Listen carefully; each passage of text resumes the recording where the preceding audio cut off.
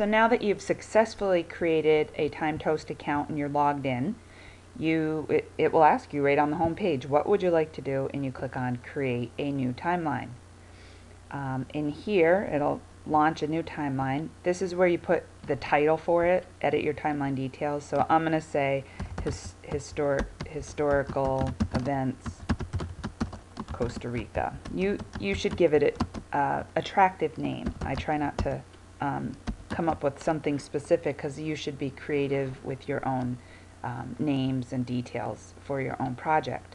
I'm going to categorize it under history, and this is going to be the image I choose for the timeline icon itself, not one particular event. So let's say I choose this image here, and I click on Done. Now while I'm here, I want to point out I uploaded these 4 images at once.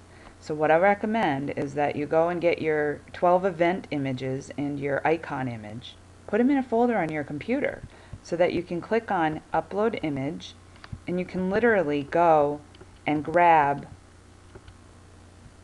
upload, get all of them in here, and then you won't have to keep going back, finding pictures, saving them, and uploading them.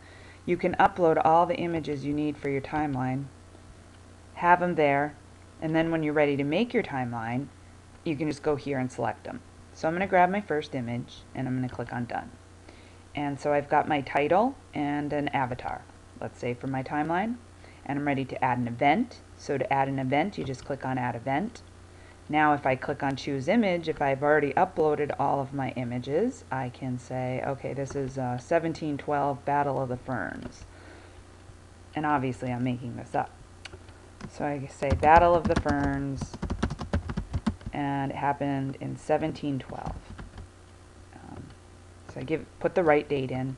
Then I add my description, a very nice, well-written, grammatically correct description, and then I copy and paste my citation. So I'll type source and put my citation right there.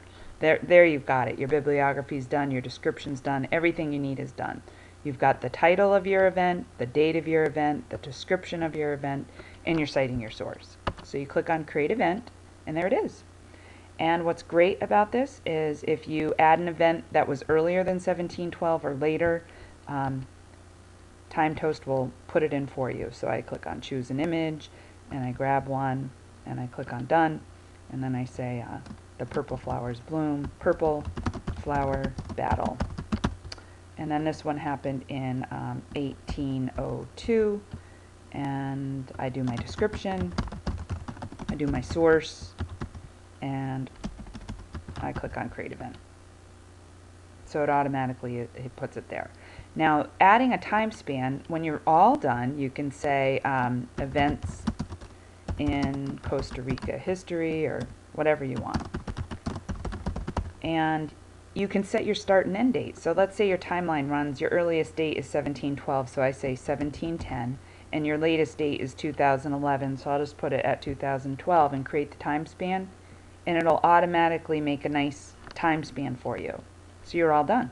And that's how you create your timeline. And when you are all done, you can click on View Timeline.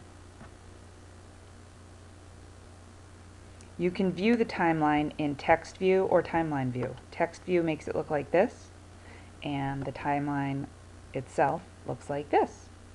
And in the next tutorial, I'll show you how you can, I think I'm going to show you how you can publish it.